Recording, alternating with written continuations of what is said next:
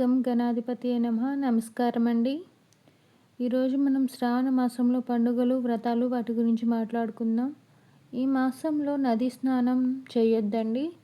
నదులన్నీ రజస్సులై ఉంటాయి. అంటే అన్నీ కలుషితంగా ఉంటాయండి, కలిసిపోయి అందువల్ల నది స్నానం చేయకూడదు.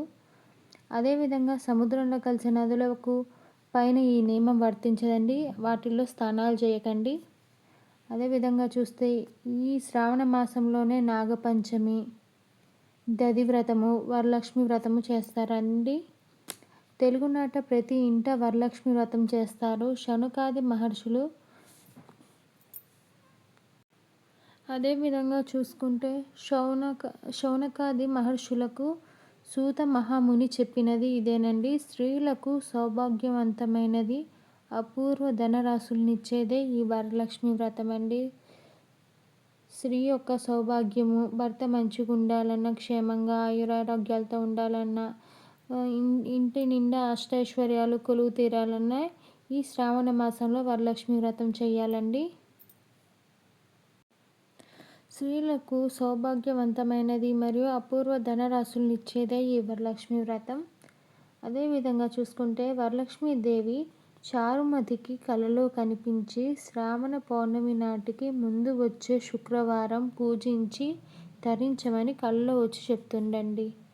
చారుమతి సకల విధి విధానాలతో వరలక్ష్మి వ్రతం పూర్తి చేసి తొలి ప్రదక్షిణ చెయ్యగానే కాలి అంధ్యలు గల్లుమని మోగాయండి. రెండో ప్రదక్షిణ చెయ్యగానే నవరత్న ఖచిత కంకణాలు దగదగలాడాయండి. అదే మూడో ప్రదక్షిణ చెయ్యగానే ముత్తైదువులంతా సర్వభరణ భూషితాలయ్యారండి. ఆ పట్టణమే కనకములతో నిండిపోయింది. ఈ వ్రతం చేసిన చూసిన సకల శుభాలు సిద్ధిస్తాయని శౌనకాది మహర్షులకు చెప్పాడు. ఈ మాసంలోనే రక్షాబంధన్ కూడా ఉంటుందండి. ఇదే విధంగా అన్న చెల్లెల పండుగ. అలాగే ఈ మాసంలోనే కృష్ణాష్టమి.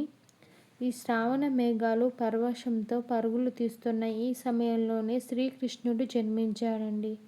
రైతులు ఆవులను, ఎద్దులను పూజించే పోలాల అమావాస్య కూడా ఈ మాసంలోనే వస్తుందండి. ఎవరైనా సరే వీలున్నంత వరకు ఇంట్లోనే వరలక్ష్మి వ్రతం చేసుకోండి. లేదు కుదరలేని పరిస్థితి అంటూ ఉంటే, మీకు ఇబ్బందిగా అనిపించినప్పుడు ఎవరైనా ఇలా తాంబూలం తీసుకోవడానికి రండి అని పిలిస్తే ఆలోచించకుండా వెళ్ళండి. అమ్మవారి కథ విన్నా, ఆ పూజ చేసిన ఎంతో ప్రతిఫలం మీకు లభిస్తుందండి. దయచేసి వెళ్ళండి.